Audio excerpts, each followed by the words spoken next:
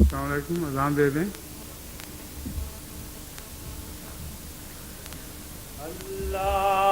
اللہ اکبر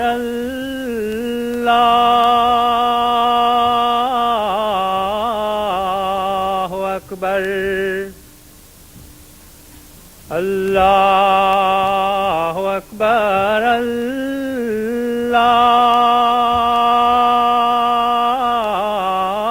اللہ اکبر اشہد ان لا الہ الا اللہ اشہد ان لا الہ الا اللہ اشہد ان محمد رسول اللہ اشہد ان محمد رسول اللہ حی علی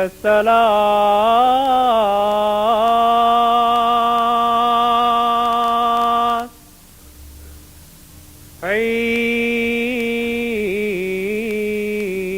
علی الصلاة حی علی الفلاح حي على الفلاح الله أكبر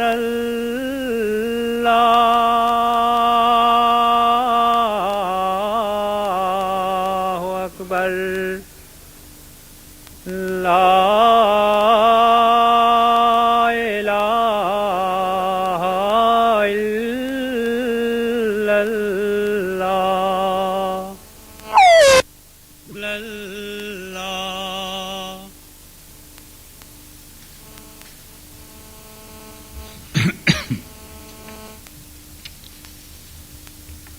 أشهد أن لا إله إلا الله وحده لا شريك له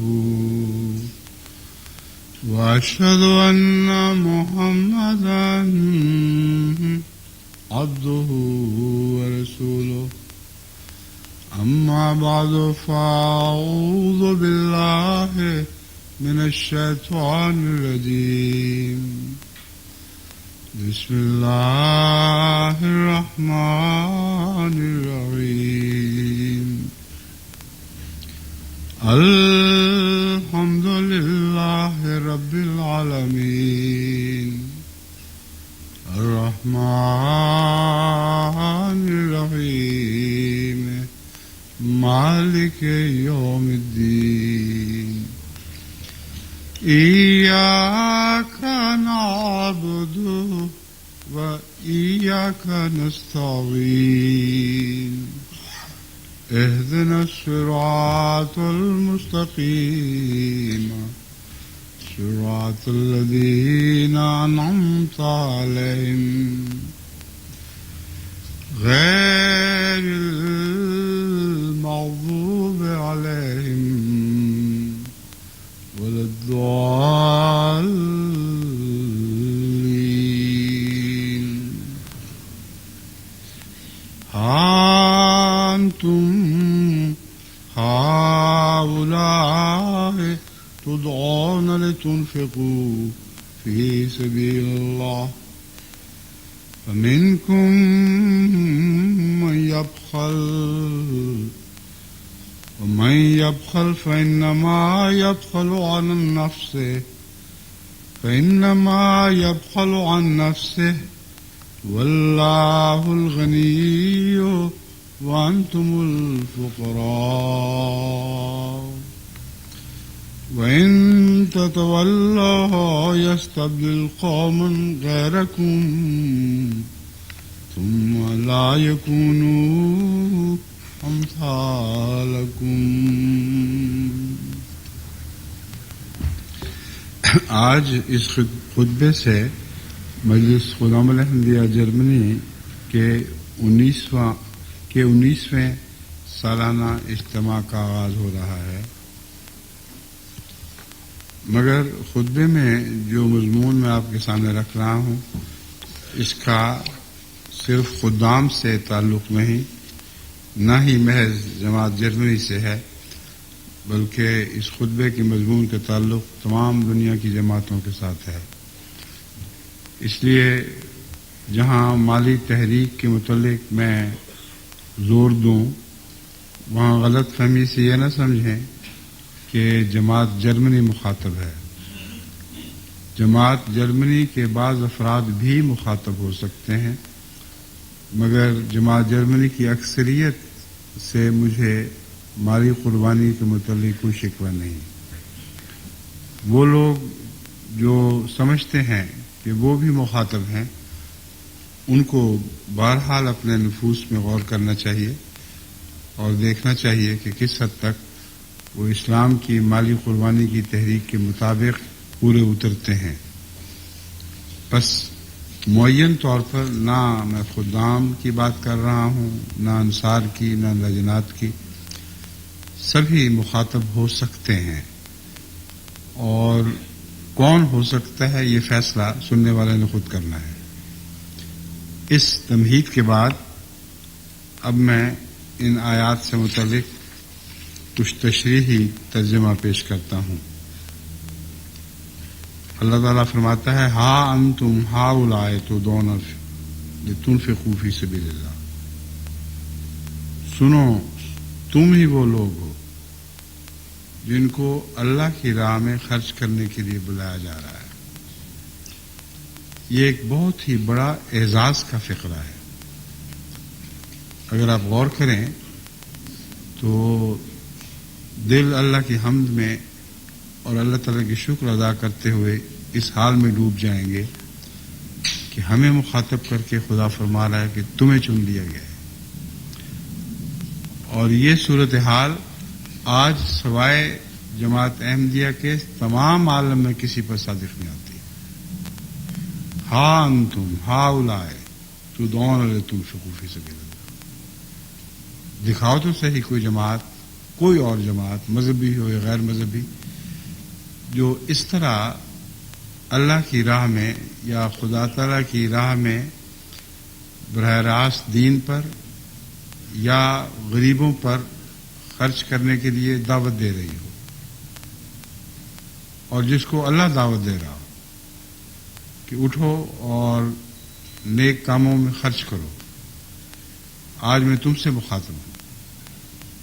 اس پہلو سے امر واقعہ یہ ہے کہ آپ کے سوا خدا تعالیٰ آج کے زمانے میں کسی سے اس طرح مخاطب نہیں جس طرح اس آیت کریمہ میں اس نے خطاب فرمایا ہے. ہا انتم ہؤلاء. ہؤلاء کے لفظ نے ایک مزید زور پیدا کر دیا. سنو سنو تم ہی تو وہ ہو جن کو اس بات کی طرف بلایا جا رہا ہے کہ اللہ کی راہ میں خرچ کرو. اور اس کے بعد ایک اظہار ہے شکوے کا سا. فَمِنْكُمْ مَن يَبْخَلُ. اس کے باوجود تمہیں میں سے وہ بھی ہیں جو بخل سے کام لیتے ہیں. تو یہ وہ دوسرا حصہ ہے جو خدا کا بندے پر شکوہ ہے. اس کے متعلق میں نے عرض کیا تھا کہ آپ میں سے کسی کے متعلق معین شکوہ میرے ذہن میں نہیں ہے. مجھے تو جہاں تک جماعت جرمنی دکھائی دیتی ہے مالی قربانیوں میں بہت آگے بڑھی ہوئی ہے اور مسلسل ہر آواز پر لبیک کہتی ہے. اس میں لجنات بھی شامل ہیں، انصار اللہ، بچے سارے کے سارے، خدام تو ہیں ہی. سب میرے نزدیک اس پہلو سے اللہ کے فضل کے ساتھ بہت اچھے ہیں. لیکن ہو سکتا ہے بات سننے والے جان سمجھ جائیں کہ یہ شکوہ ان سے بھی ہے، بس ان کو اس امر کی طرف خصوصیت سے توجہ کرنی چاہیے۔ فرمایا فمنکم من یبخل ومن یبخل فانما یبخل عن نفسہ، لیکن یاد رکھو اگر بخل سے کام لوگے تو اپنے نفس کے خلاف بخل سے کام لے رہے ہوگے، تمہیں اس بخل کا کوئی بھی فائدہ نہیں پہنچے گا، بلکہ الٹا نقصان ہے، اور آنے والا وقت تم پر ثابت کر دے گا کہ خدا کی راہ میں ہاتھ روک کر خرچ کرنے کے نتیجے میں تمہیں روحانی نقصان تو جو پہنچنا تھا پہنچا، مالی نقصان بھی بہت پہنچا ہے۔ اور یہ وہ بات ہے جس کو ساری جماعت کی تاریخ دہراتی چلی جا رہی ہے۔ میں نے بارہا ایسی مثالیں آپ کے سامنے رکھی ہیں جن میں مجھے ایسے دوستوں سے واسطہ پڑا جنہوں نے اقرار کیا کہ ایک وقت وہ تھا کہ وہ اپنی مالی تنگی کی وجہ سے خدا کی راہ میں خرچ کرنے سے ہاتھ روک رہے تھے۔ میرا ایک خطبہ انہوں نے سنا جس میں یہی مضمون بیان ہو رہا تھا جو میں نے اب بیان کیا ہے۔ اس دن انہوں نے عہد کر لیا کہ مالی تنگی یا مالی فراخی یہ دونوں باتیں ہمارے لیے اب بے محل ہو گئی ہیں، خدا کی راہ میں ضرور خرچ کرنا ہے۔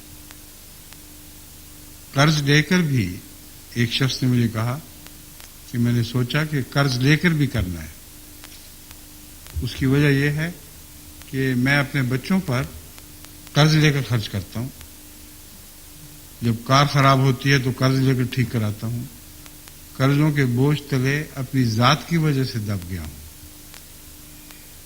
تو انہوں نے مجھ سے بیان کیا کہ میں نے سوچا کہ کیوں نہ اللہ کی وجہ سے قرض لوں، ان قرضوں میں کچھ اضافہ ہوگا، ایک اضافہ تو سچا اضافہ ہوگا، ایک اضافہ تو نیک اضافہ ہوگا۔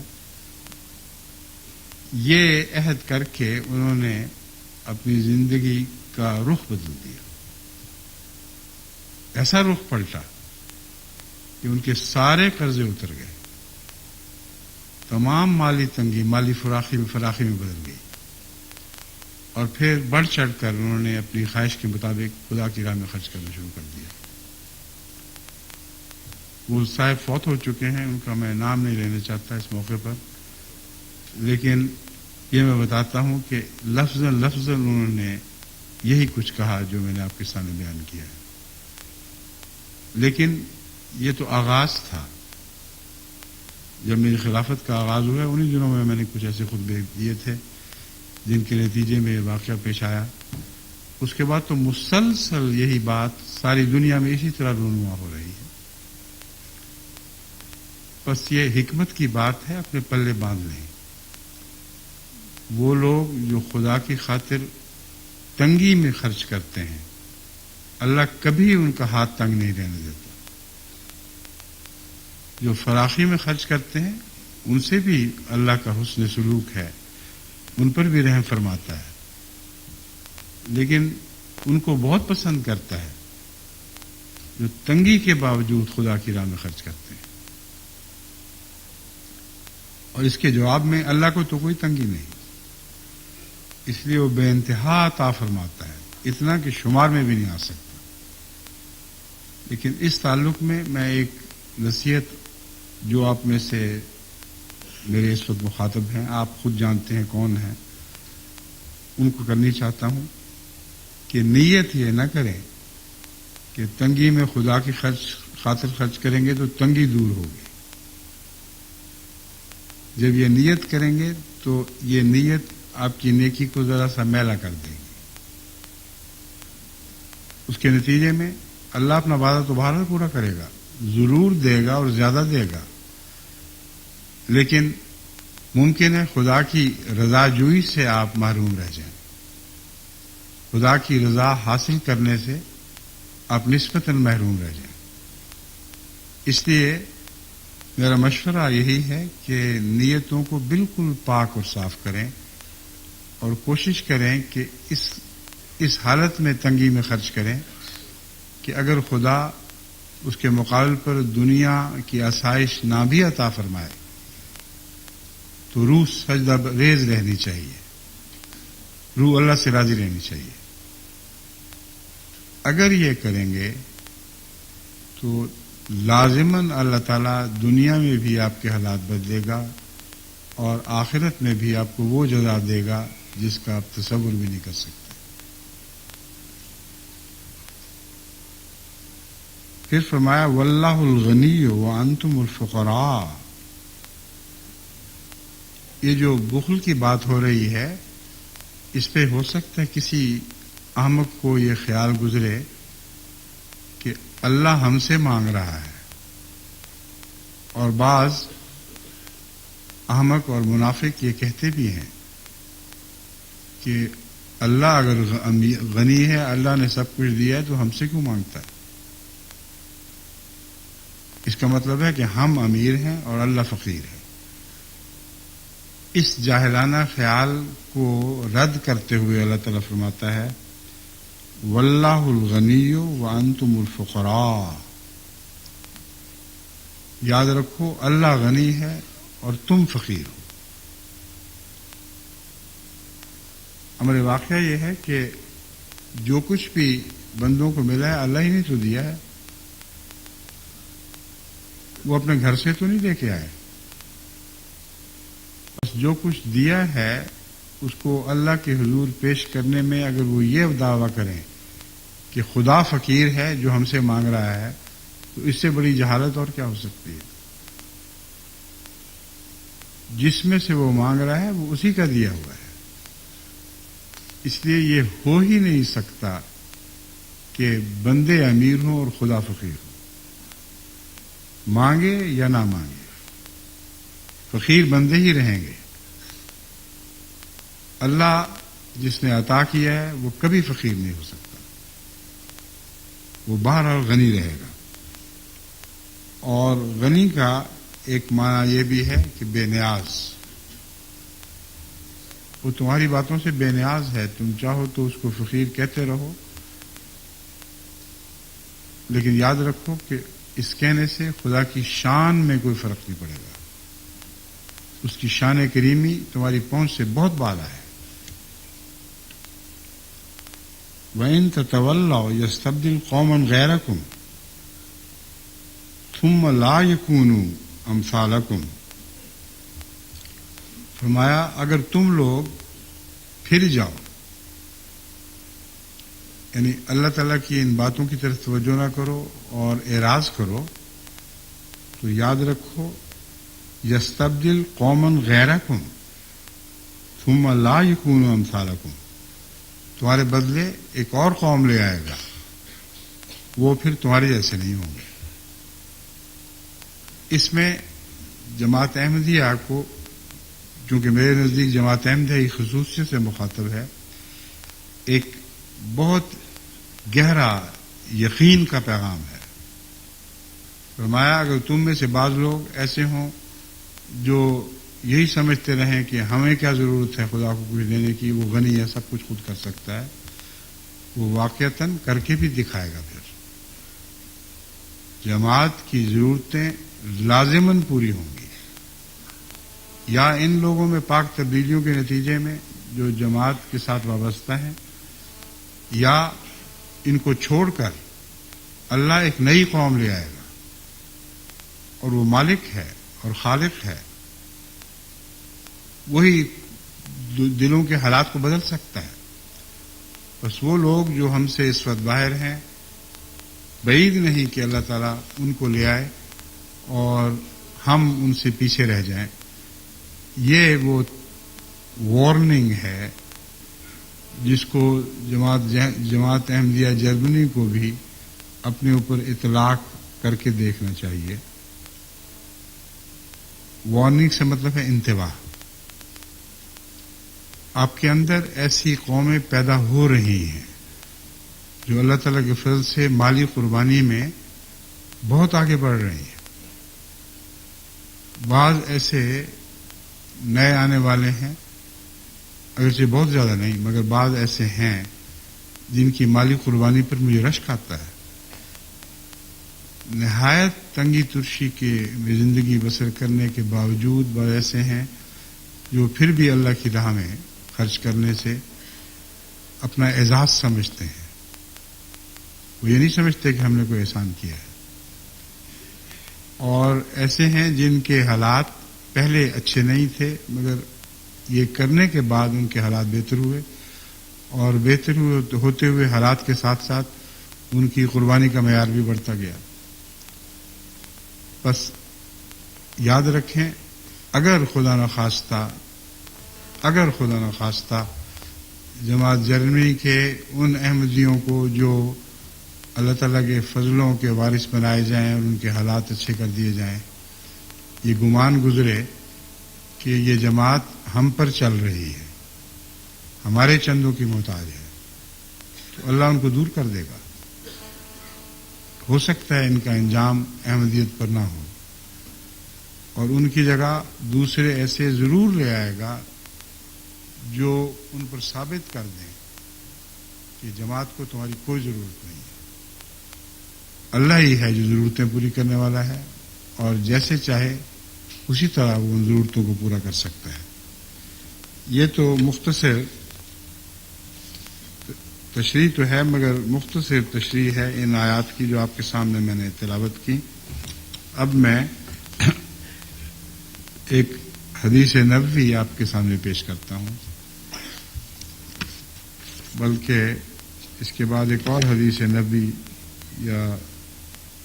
آپ کے سامنے رکھوں گا، جس میں اسی مضمون کو حضرت اقدس محمد رسول اللہ صلی اللہ علیہ وآلہ وسلم نے اپنے ایک الگ رنگ میں بیان فرمایا ہے.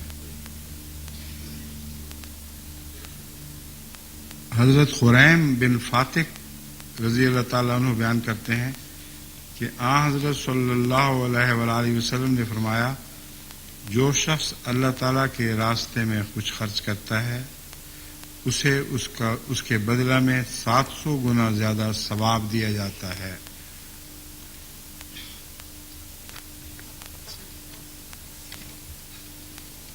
دیفن یہاں لفظ ثواب نہیں تھا، یعنی عربی لفظوں میں لفظ ثواب نہیں ہے، مگر ترجمہ کرنے والے بعض دفعہ اپنی طرف سے وضاحت کی خاطر بعض لفظ زائد کر دیا کرتے ہیں. صرف اتنا فرمایا ہے کہ 700 گنا زیادہ دیا جائے گا.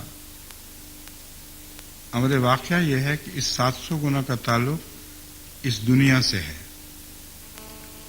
آخرت میں تو شمار ہی کوئی نہیں. اس لیے ثواب جب کہہ دیا تو معاملہ غلط کر دیا. ترجمہ کرنے والے نے مضمون کو خود نہیں سمجھا اور خام خواہ اللہ کی رحمت کو محدود کرنے کی کوشش کی ہے.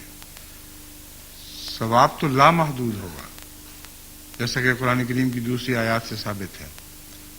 اور 700 گنا سے مراد اس دنیا میں کم از کم 700 گنا ہے، کیونکہ دوسری جگہ قرآن کریم میں ایک مثال بیان ہوئی ہے ایسی کھیتی کی جس میں ہر دانہ جو بویا جائے 700 گنا دانوں میں بدل جاتا ہے.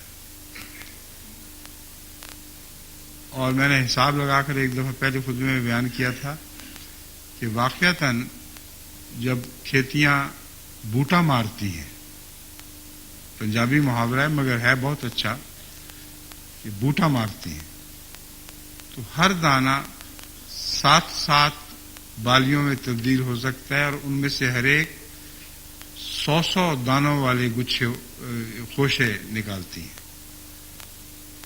تو حسابی روح سے ہم نے تجربہ کر کے دیکھا ہے. ایک محدود پیمانے پر میں نے اپنی زمین پہ بھی تجربہ کیا تھا. واقعتاً ایک دانہ جو لگایا گیا وہ 700 دانوں میں تبدیل ہوا. اگرچہ وسیع پیمانے پر ایسا کرنا ذمہ داروں کے لیے مشکل ہے، کیونکہ بہت سی کاشت کی خرابیاں حائل ہو جاتی ہیں، مگر 700 والا تجربہ میں خود کر چکا ہوں. واقعتاً ایسا ہو سکتا ہے، مگر یہ خیال کہ صرف 700 گناہ ہوگا، یہ بھی غلط ہے، کیونکہ اس وعدے کے مان بعد اللہ تعالیٰ فرماتا ہے بس جس کے لیے وہ چاہے اور بھی بڑھا دیتا ہے۔ چنانچہ دنیا میں جو ترقی یافتہ قومیں ہیں ان کی کھیتیوں کا حال اس 700 گنا والی مثال سے آگے ہے۔ بہت سے ایسے بیج ہیں، مثلا اس کے مکئی کے بیج، جو اس سے بھی زیادہ پھل لے آتے ہیں، اور طے شدہ حقیقت ہے کہ یضاعف لمن یشاء کا مضمون ان پر پورا اترتا ہے۔ اللہ تعالیٰ فرماتا ہے 700 گنا کا وعدہ تو ہے، مگر یاد رکھو اس پر بھی میں اگر چاہوں تو جس کے لیے چاہوں اس سے بہت بڑھا سکتا ہوں۔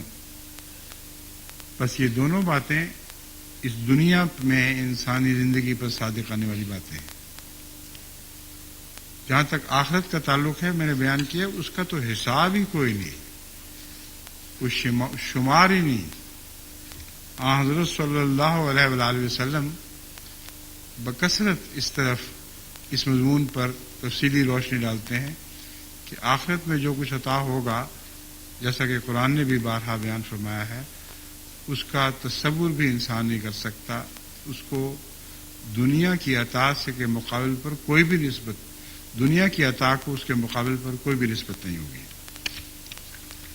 اب ایک نسبتاً لمبی حدیث میں حضرت رسول اللہ صلی اللہ علیہ وآلہ وسلم کی آپ کے سامنے بیان کرتا ہوں، جو حضرت عمر بن خطاب سے مروی ہے۔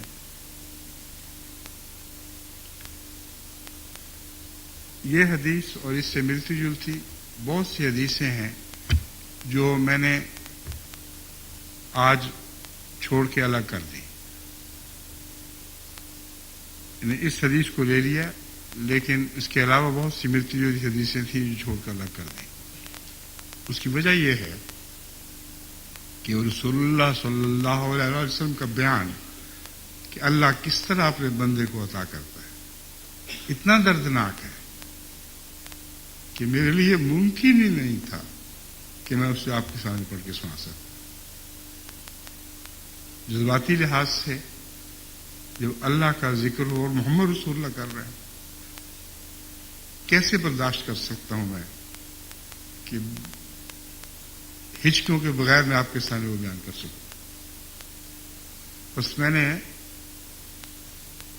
ایک ایسے کام پہ ہاتھ ہی نہیں ڈالا جو میرے لیے ناممکن تھا، لیکن یہ حدیث میں سمجھتا ہوں نسبتاً میرے لیے پڑھنی آسان تھی، اس لیے یہ میں نے آپ کے لیے چن لی ہے۔ حضرت عمر بن خطاب کو ان کے بیٹے نے یہ کہتے ہوئے سنا، حضرت زید اپنے والد اسلم سے، یہ ہے سے روایت کرتے ہیں کہ اسلم نے حضرت عمر بن خطاب کو یہ فرماتے ہوئے سنا کہ حضرت صلی اللہ علیہ وسلم نے ہمیں ایک جنگی ضرورت کے لیے خدا کی راہ میں مال خرچ کرنے کی تحریک فرمائی۔ حضرت عمر یہ عرض کرتے ہیں کہ ان دنوں میرے پاس کافی مال ہوا کرتا تھا۔ میں نے دل میں کہا اگر میں ابو بکر سے زیادہ ثواب کما سکتا ہوں تو آج موقع ہے۔ میں آدھا مال لے کر حضور علیہ السلام کی خدمت میں حاضر ہوا۔ حضور نے مجھ سے دریافت فرمایا، عمر کتنا مال لائے ہو اور کس قدر بال بچوں کے لیے چھوڑ آئے ہو؟ میں نے عرض کیا، حضور آدھا مال لایا ہوں اور آدھا چھوڑ آیا ہوں۔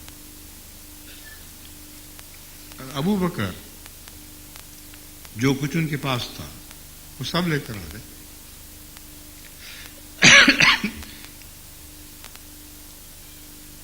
حضور علیہ السلام نے ابو بکر سے دریافت فرمایا، ابو بکر کتنا مال لائے ہو اور کس قدر گھر والوں کے لیے چھوڑ آئے ہو؟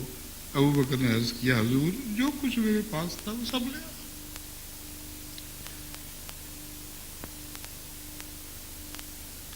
جو کچھ پاس تھا وہ سب لے آیا ہوں اور بال بچوں کے لیے اللہ اور اس کا رسول چھوڑا ہے۔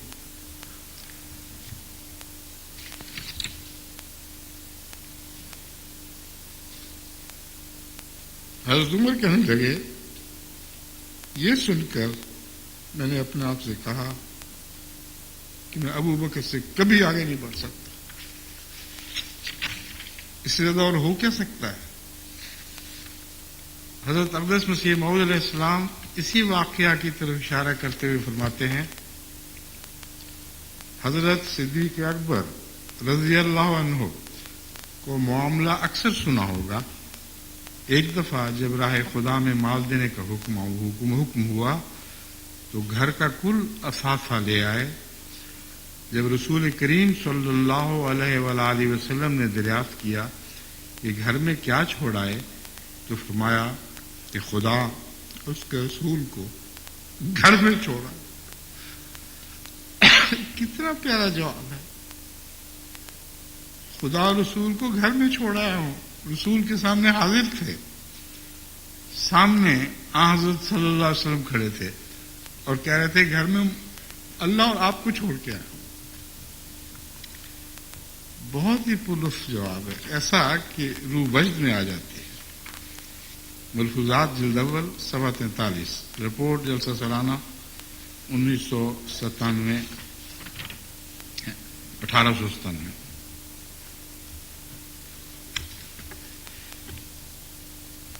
بخاری کتاب الزکوٰۃ میں یہ بھی درج ہے کہ اگرچہ صحابہ کے نام سخت تنگ دست تھے، تاہم ان کو تھوڑا بہت جو کچھ ملتا تھا اس کو صدقہ و خیرات کر دیتے تھے۔ حضرت ابو مسعود انصاری سے روایت ہے کہ جب آیت صدقہ نازل ہوئی تو صحابہ کے نام بازاروں میں جاتے اور حمالی کرتے، محنت و مزدوری میں جو کچھ ملتا اس کو صدقہ کر دیتے۔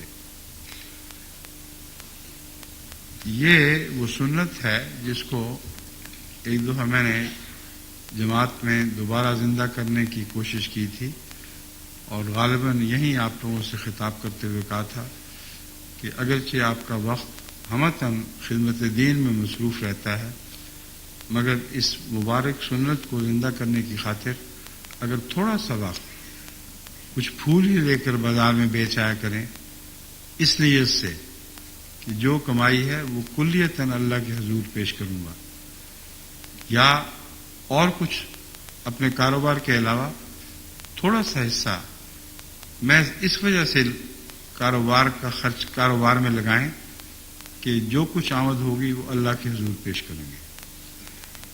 اس تحریک کے نتیجے میں مجھے بہت سی عورتوں نے لکھا کہ ہم اس غرض سے سلائی کرتی ہیں، اور جہاں تک میرا علم ہے انہوں نے مستقل اس کو عادت بنا لیا ہے کہ سلائی کا کام جہاں بچوں کے لیے کرتی ہیں وہ کچھ تھوڑی سی سلائی وہ اللہ کی رضا کے حصول کی خاطر اس لیے کرتی ہیں کہ جو بھی آمد ہوگی وہ دین کی راہ میں پیش کر دیں گی۔ رسول اللہ صلی اللہ علیہ وآلہ وسلم کی ترغیب و تحریض سے صحابہ کے نام اور بھی زیادہ صدقہ و خیرات کی طرف مائل ہو گئے۔ سنن ابو داؤد میں ذکر ہے ایک بار آپ نے خطبہ عید میں صدقہ کی ترغیب دی، عورتوں کا مجمع تھا، حضرت بلال دامن پھیلائے ہوئے تھے اور عورتیں اپنے کان کی بالیاں اور ہاتھ کی انگوٹھیاں پھینکتی جاتی تھیں۔ اب مجھے اس پر جو جذباتی ہوا ہوں اس کی وجہ یہ ہے کہ میں احمدی عورتوں کو بکثرت جانتا ہوں جو مسلسل یہ سنت زندہ کرتی چلی جا رہی ہے۔ اس لیے قرآن کریم کا پہلا خطاب کہ ہاں انتم ہاؤلائے کتنا سچا ہے، جو آج جماعت اہلیہ کے سوا کسی پر اطلاق پا ہی نہیں سکتا۔ وہی سنت نبی اس زمانے کی 1400 سال پہلے کی، آج اگر کوئی جماعت زندہ کر رہی ہے تو احمدیہ جماعت زندہ کر رہی ہے۔ یہ احمدی خواتین ہی ہیں جو مسلسل اس قربانی میں اللہ تعالیٰ کے فضل سے ایک ایسا نمونہ پیدا کر رہی ہیں کہ صحابہ کے زمانے کی یاد اس طرح تازہ ہوتی ہے جیسے ایک تازہ پھول کو آپ سونگھ رہے ہوں وہ اپنا رنگ دکھا رہا ہو اور اپنی خوشبو دے رہا ہو. حضرت مسیح موعود علیہ الصلوۃ والسلام فرماتے ہیں ہر ایک پہلو سے خدا کی اطاعت کرو اور ہر ایک شخص جو اپنے تئیں بیت شدوں میں داخل سمجھتا ہے، اپنے تئیں بیت شدوں میں داخل سمجھتا ہے کا مطلب یہ ہے کہ بہت سے لوگوں کو غلط فہمی ہوتی ہے کہ ہم بیت کو نندا ہیں، ہم بیت میں داخل ہیں. فرمایا اپنی بیت کو اس طرح پرکھو. آگے جو ذکر چلتا ہے وہاں بیت پرکھنے کا مضمون ہے. ہر جو اپنے تئیں بیت شدوں میں داخل سمجھتا ہے اس کے لیے اب وقت ہے کہ اپنے مال سے بھی اس سلسلے کی خدمت کرے. اب یاد رکھیں کہ یہ تحریک جو مالی تحریک کر رہا ہوں ہرگز یہ وجہ نہیں کہ جماعت کو کوئی مالی تنگی ہے. مجھے ایک دن بھی ایسا نہیں گزرا، ایک رات نہیں مجھ پہ ایسی آئی جس میں یہ فکر ہو کہ خدا کے دین کی یہ ضرورت ہے، اسے کہاں سے پورا کریں گے. بلا شبہ ہمیشہ اللہ تعالیٰ خود دلوں میں تحریک کرتا ہے اور وہ ضرورت کو پورا کر دیتے ہیں. اس لیے نعوذ باللہ من ذالک ناشکری کے طور پر میں یہ تحریک نہیں کر رہا. میں اس لیے کر رہا ہوں کہ جو بھی اس تحریک کے نتیجے میں مالی قربانی کریں گے ان کا بھلا ہوگا اور اللہ تعالیٰ کے فضل سے ان کی تمام بہبود اس بات سے وابستہ ہو جائے گی کہ وہ خدا کی راہ میں خرچ کر رہے ہیں. دین بھی سنور جائے گا اور دنیا بھی سنور جائے گی. بس مجھے تو آپ کی فکر ہے، یعنی آپ میں سے ان کی جو اپنے حال کو بہتر جانتے ہیں کہ جس حد تک خدا نے توفیق دی تھی اس حد تک خرچ نہیں کر رہے. ان کی فکر ہے، جماعت کی ضرورتوں کی فکر نہیں ہے. یعنی فکر تو ہے مگر یقین ہے کہ اللہ ضرور پوری کرتا ہے. بس آپ اپنا حال درست کریں. آپ اگر اچھے ہو جائیں گے تو اللہ تعالیٰ کے فضل سے جماعت پہلے سے بھی بڑھ کر ترقی کرنے لگے گی. بس اس پس منظر میں اس تحریک کو سنیں. اس کے لیے اب وقت ہے کہ اپنے مال سے بھی اس سلسلے کی خدمت کرے. جو شخص ایک پیسے کی حیثیت رکھتا ہے وہ سلسلے کے مصارف کے لیے ماہ بماہ ایک پیسہ دے رہے. اب یہ تحریک کا آغاز تھا. اس زمانے میں حضرت مسیح علیہ الصلوۃ والسلام فرماتے ہیں ایک پیسہ دے رہے. ہو سکتا ہے اس زمانے کا جو پیسہ ہے وہ آج کے زمانے میں 100 روپے کے برابر ہو. اب موازنہ کرنا تو مشکل ہے پر اتنا پتہ ہے کہ پیسے میں بہت کچھ آ جایا کرتا تھا اور اب کئی مارکس میں بھی وہ کچھ نہیں آ سکتا جو اس زمانے میں ایک پیسے میں آ جایا کرتا تھا. تو یہ نسبتیں معین کرنا تو میرا کام نہیں نہ، اور یہ ہے بھی بہت مشکل. صرف اتنا یاد رکھیں کہ ایک پیسہ جب مسیح السلام فرماتے ہیں تو اس پیسے کی بھی بہت قیمت ہے، لیکن پھر بھی پیسہ پیسہ ہی تھا. اور ایک پیسہ خرچ کرنا تمام مخاطب جماعت میں سے ہر شخص کے لیے ممکن تھا. وہ سلسلہ کے مصارف کے لیے ماہ بماہ ایک پیسہ دے دے اور جو شخص 1 روپیہ ماہوار دے سکتا ہے وہ 1 روپیہ ماہوار دے دے. اب اس زمانے کا روپیہ بہت بڑی چیز تھی. بس حضرت مسیح علیہ السلام کے ان لفظوں میں یہ نہ سمجھے کہ بہت تھوڑا سا مطالبہ کر رہے ہیں. فرماتے ہیں جو توفیق رکھتا ہے وہ 1 روپیہ بھی ماہوار دے. فرمایا کیونکہ علاوہ لنگر خانے کے اخراجات کے دینی کاروائیاں بھی بہت سی مصارف چاہتی ہیں. لنگر خانہ بھی اس وقت ایک بڑا نمایاں خرچ ہوا کرتا تھا. اب بھی ہے، آپ کا لنگر خانہ بھی بہت خرچ آتا ہے، مگر خدا تعالیٰ کی فضل سے سہولتیں اتنی ہو چکی ہیں کہ حضرت مسیح موعود علیہ الصلوۃ والسلام کے لنگر خانے کی برکت سے اب یہ لنگر 20 ملکوں میں بڑی شان سے جاری ہو گئے ہیں اور اس سے بہت زیادہ خدمت کرنے کی توفیق پا رہے ہیں جو اس زمانے میں بظاہر نظر آتی تھی۔ فرمایا صدہا مہمان آتے ہیں مگر ابھی تک وجہ عدم گنجائش مہمانوں کے لیے آرام دہ مکان میسر نہیں، جیسا کہ چاہیے چارپائیوں کا انتظام نہیں۔ اب اس زمانے میں زمین پر بستر بچھانے کا انتظام تو تھا مگر چارپائیوں کا انتظام نہ ہونے کی وجہ سے حضرت مسیح علیہ السلام کو فکر تھی۔ اب آپ لوگ جب لندن جاتے ہیں جلسے پر تو آج بھی ہم آپ کو چارپائیاں مہیا نہیں کر سکتے، کرتے ہیں تو کم لوگوں کے لیے، بعض فیملیز کے لیے، لیکن اکثر لوگ زمین پر سوتے ہیں۔ تو یہ نہ سمجھیں کہ ہم اس زمانے کی مہمان نوازیوں سے بہت آگے بڑھ گئے ہیں۔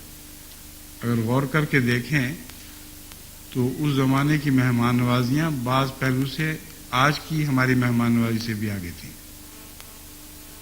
حضرت مسیح السلام کو یہ فکر رہتی تھی کہ ان کے لیے، سب کے لیے میں چارپائیاں مہیا کروں۔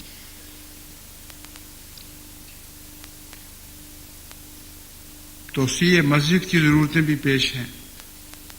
تالیف اور اشاعت کا سلسلہ بمقابل مخالفوں کے نہایت کمزور ہے، یعنی بمقابل مخالفوں سے مراد عام مسلمان نہیں بلکہ عیسائی ہیں، جیسا کہ فرمایا عیسائیوں کی طرف سے جہاں 50,000 رسالے اور مذہبی پرچے نکلتے ہیں، ہماری طرف سے بالالتزام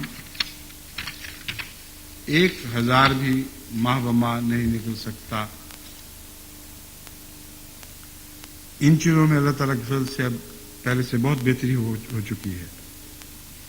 فرمایا یہی امور ہیں جن کے لیے ہر ایک بیعت کنندے کو بقدر وسعت مدد دینی چاہیے تاکہ خدا تعالیٰ بھی انہیں مدد دے۔ اگر بے ناغہ ماہ بماہ ان کی مدد پہنچتی رہے، وہ تھوڑی مدد ہو تو اس مدد سے بہتر ہے جو مدت تک فراموشی اختیار کر کے پھر کسی وقت ایک ہی خیال سے کی جاتی ہے۔ یہ وہ پہلو ہے جو آپ کو پیش نظر رکھنا چاہیے۔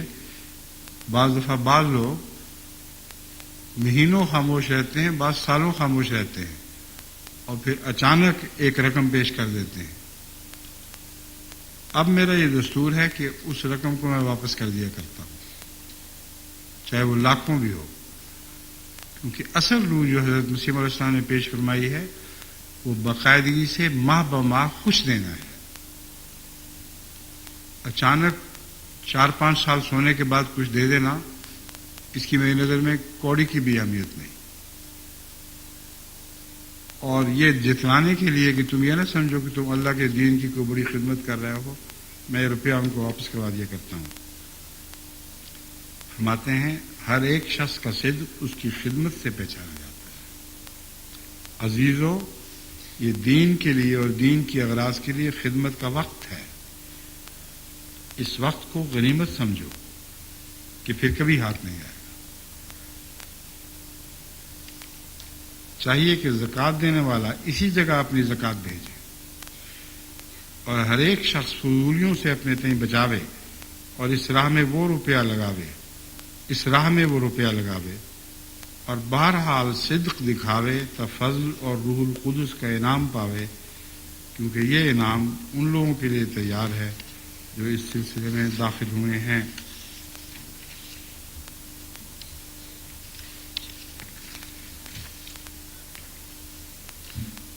اب حضرت مسیح علیہ السلام ذی مقدرت لوگوں کو بطور خاص مخاطب ہے، جن کو اللہ تعالیٰ نے غیر معمولی توفیق بخشی ہوئی ہے۔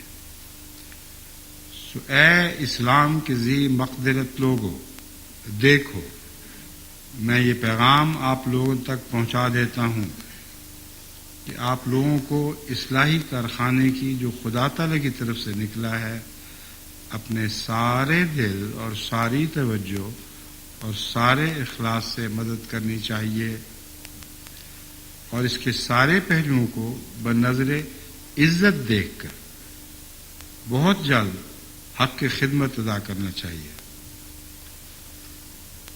اب دیکھا حضرت اقدس کی تحریر کے اندر کتنے لطیف پہلو شامل ہوتے ہیں جو سرسری نظر سے دکھائی نہیں دے رہے ہوتے۔ فرمایا ان کے سارے پہلوؤں کو بنظر عزت دیکھ کر جب آپ کسی مقصد کو عزت کی نظر سے دیکھیں تو اس پر جو خرچ کریں اس میں اپنی عزت پاتے ہیں۔ بس فرمایا کہ تمہاری عزت ہوگی اگر تم ان مقاصد کو بنظر عزت دیکھو گے۔ بہت جلد حق کی خدمت ادا کرنا چاہیے۔ جو شخص اپنی حیثیت کے موافق کچھ ماہواری دینا چاہتا ہے وہ اس کو حق واجب اور دین لازم کی طرح سمجھ کر خود بخود ماہوار اپنی فکر سے ادا کرے۔ حق واجب تو صاف لفظ ہے، سب کو سمجھ آ گیا ہوگا۔ دین لازم سے مراد یہ ہے کہ وہ اپنے اوپر قرضہ سمجھے، ایسا قرضہ جس کو بہرحال چکانا ہے، ہر قرضے سے بڑھ کر یہ قرضہ ہو اس کے نزدیک جسے اس کو چکانا ہی چکانا ہے۔ اور اس فریضہ کو خالصتاً للہ نظر مقرر کر کے اس کے ادا میں تخلف یا سہل انگاری کو روا نہ رکھے۔ فرمایا یہ فریضہ جس کو فریضہ فرمایا گیا ہے خالصتاً للہ نظر مقرر کرے۔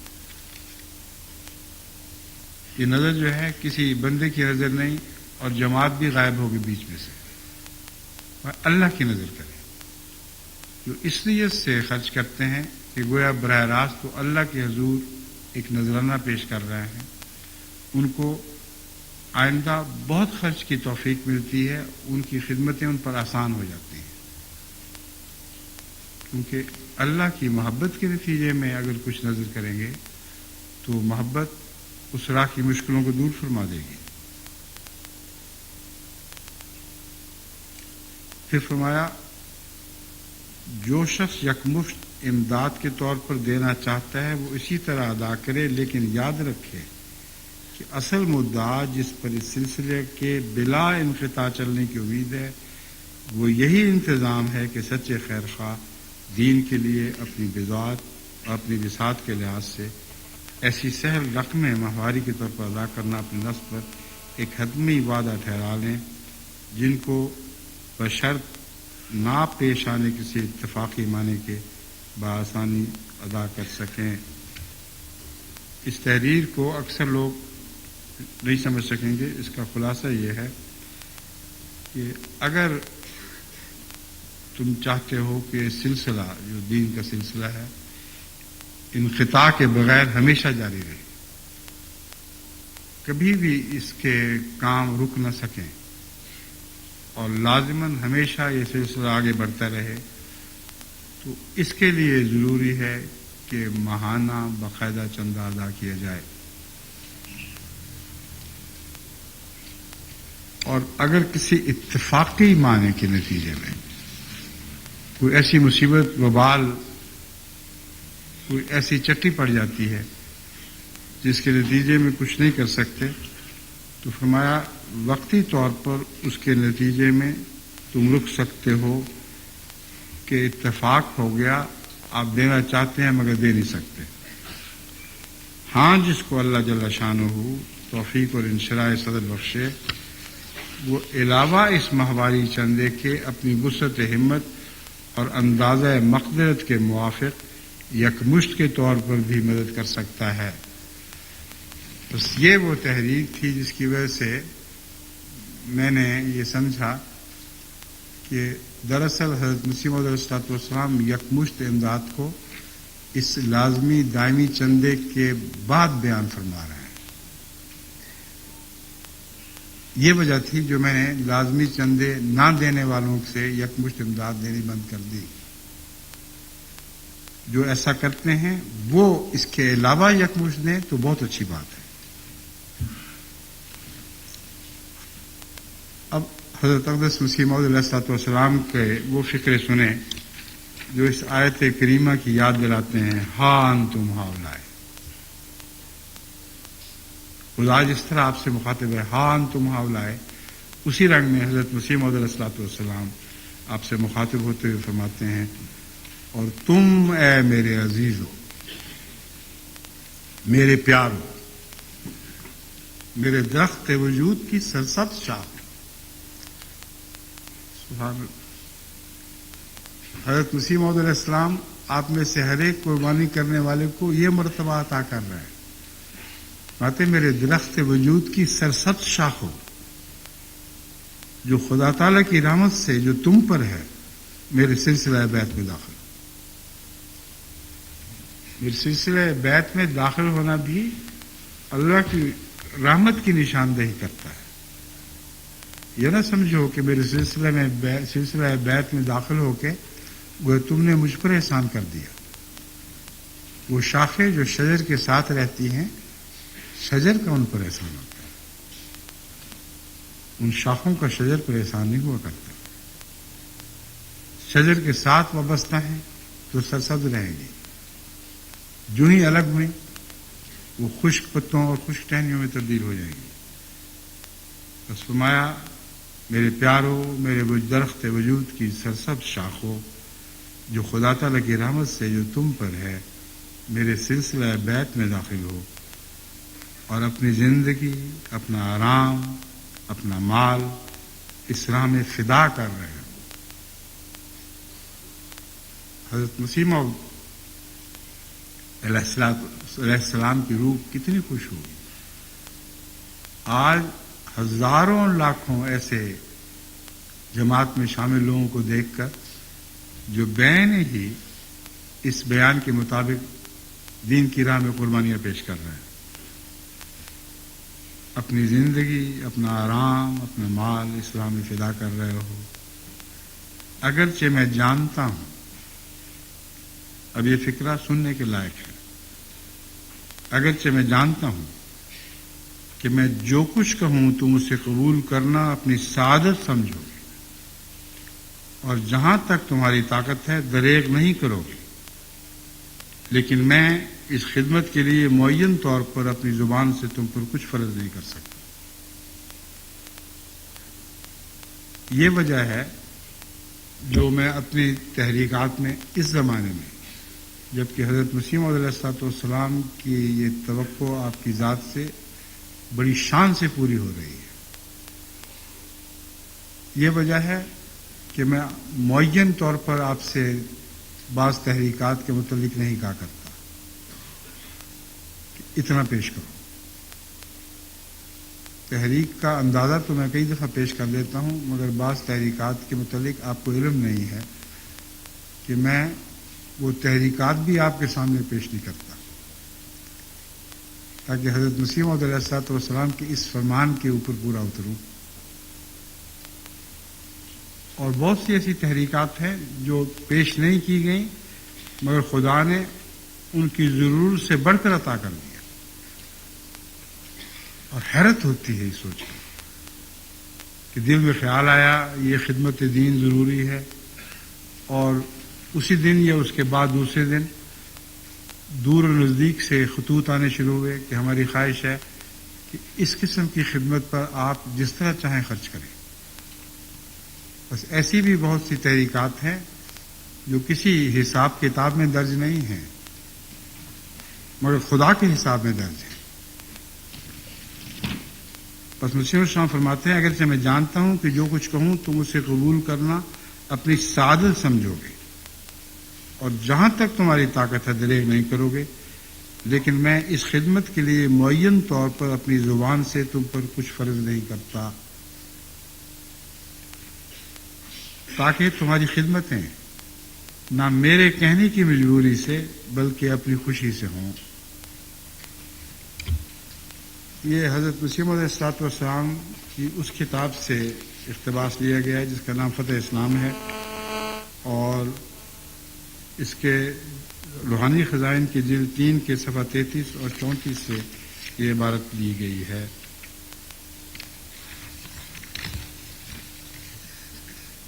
جہاں تک میں فتح اسلام کے پیغامات کو سمجھ سکا ہوں، میری ہمیشہ یہ کوشش رہی ہے کہ اس کے ہر پہلو پر اللہ تعالیٰ کے فضل کے ساتھ عمل کر کے دکھاؤں اور جماعت کو بھی اس پر عمل کرنے کی طرف بلاتا رہوں. اور جو تحریر میں نے آپ کے سامنے پڑھی ہے اس کے متعلق میں آپ کو یقین دلاتا ہوں کہ اس کے ہر پہلو پر توجہ کی میں نے اپنی پوری دیانتداری سے کوشش کی ہے. اور میں یہ اس بات کا گواہ ہوں کہ حضرت مسیح موعود علیہ الصلوۃ والسلام کو جو توقعات اپنی جماعت سے یعنی اپنی جماعت کے اعلیٰ ممبروں سے تھیں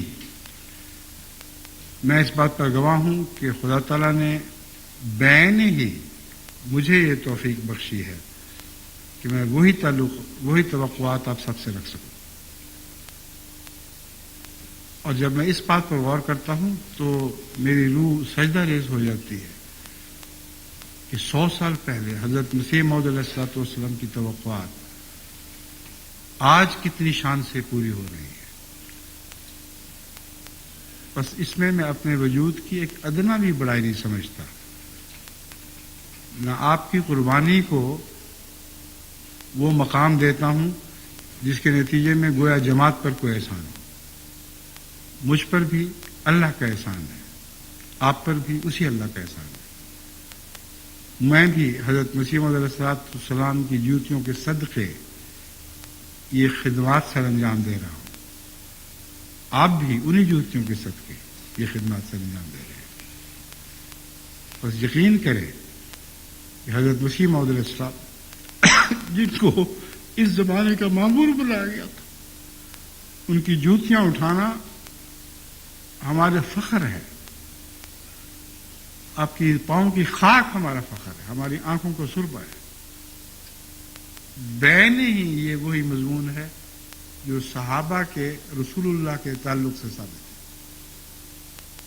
اسی طرح رسول اللہ صلی اللہ علیہ وسلم کے پیچھے پیچھے پھرا کرتے تھے, آپ کے قدموں کی خاک کو اپنے منہ پہ ملتے تھے, آپ کی کشف برداری کو اپنا اعزاز سمجھا کرتے تھے.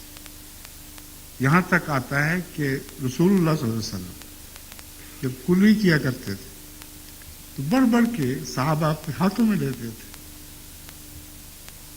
یہ وہ مقام اور مرتبہ تھا جسے اللہ تعالیٰ نے حضرت صلی اللہ علیہ وسلم کے غلام کامل کی صورت میں دوبارہ ہم پر ظاہر فرما دیا.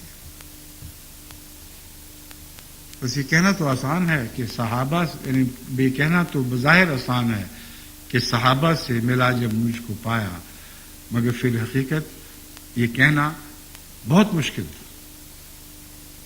حضرت مسیح موعود علیہ الصلوۃ والسلام جب تک ان تمام باتوں پر گواہ نہ ہو جاتے اس وقت تک یہ دعویٰ کر ہی نہیں سکتے تھے.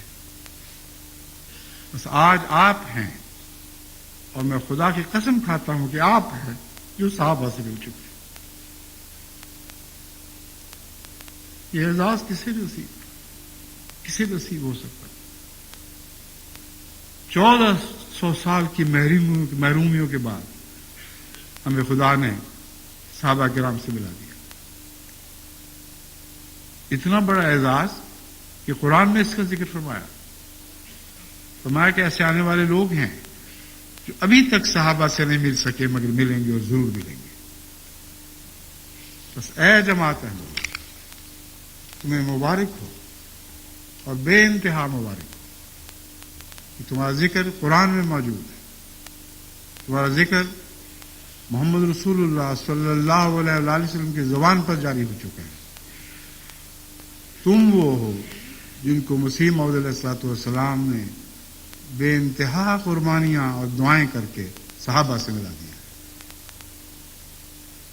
بس اس کا شکر جتنا بھی ادا کرو کم ہے, اور ایک ہی صورت شکر کی ہے کہ ہم اس پیغام کو ہمیشہ آگے سے آگے بڑھاتے چلے جائیں, مشعل بردار بن جائیں اس پیغام کے, دنیا کو کے اندھیروں کو ان مشعلوں سے نور کے ساتھ جگمگا دیں.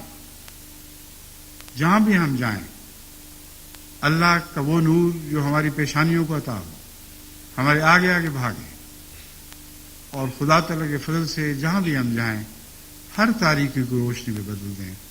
یہی میری دعا اور یہی میری توقع ہے جو آپ سے بھی ہے. اے مخاطبین جو جرمنی جماعت سے تعلق رکھتے ہو, اور آپ کی وساطت سے ان سب سے بھی ہے جو دنیا میں اس وقت میرا یہ خطبہ سن رہے ہیں یا کل یا پرسوں سنیں گے. یاد رکھو ہمیں خدا نے ایک اعزاز بخشا ہے، ایک ایسا اعزاز بخشا ہے جو درمیان کے 1300 سال میں گزرنے والے لوگوں کو نہیں بخشا گیا.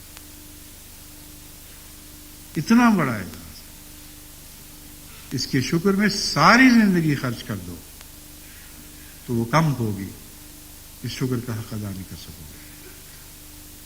بس ایک آگ لگا لو اپنے دل میں، ایک لو لگا لو کہ تم زندگی کی آخری سانس تک خدا تعالی کی راہ میں خدمت دین میں جو کچھ ہے وہ خرچ کرتے رہو گے، اور اس کے نتیجے میں یہ نہیں سمجھو گے کہ دین پر تم نے کوئی احسان کیا. اس کے نتیجے میں یہی اقرار کرو گے کہ اللہ کا ہم پر احسان ہے. اللہ کرے کہ یہ احسان آپ پر ہمیشہ آگے سے آگے بڑھتا رہے. خدا کرے کہ ہم میں نیکیوں کو اس صدی میں ہی نہیں بلکہ اگلی صدی میں بھی ان کی پوری حفاظت کرتے ہوئے دکھیلتے چلے جائیں. خدا کرے کہ دنیا کی کایا پلٹنے والے ہم ثابت ہوں اور دنیا ہماری کایا نہ پلٹ سکے. ان دعائیہ کلمات کے بعد اب میں اس خطبے کو ختم کرتا ہوں.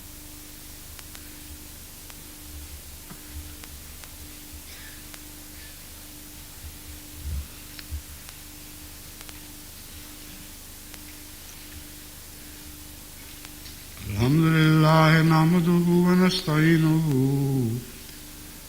الحمد لله نحمده ونستعينه ونستغفر له الحمد لله نحمده ونستغفره ونؤمن به ونتوكل عليه ونعوذ بالله من شرور أنفسنا ومن سيئات أعمالنا من يهده الله فلا مضل له ومن يضلله فلا هادي له ونشهد أن لا إله إلا الله وحده لا شريك له ونشهد أن محمدا عبده ورسوله. عباد الله رحمكم الله إن الله يأمر بالعدل والإحسان وإيتاء ذي القربى وينهى عن الفحشاء والمنكر والبغي يعظكم لعلكم تذكرون.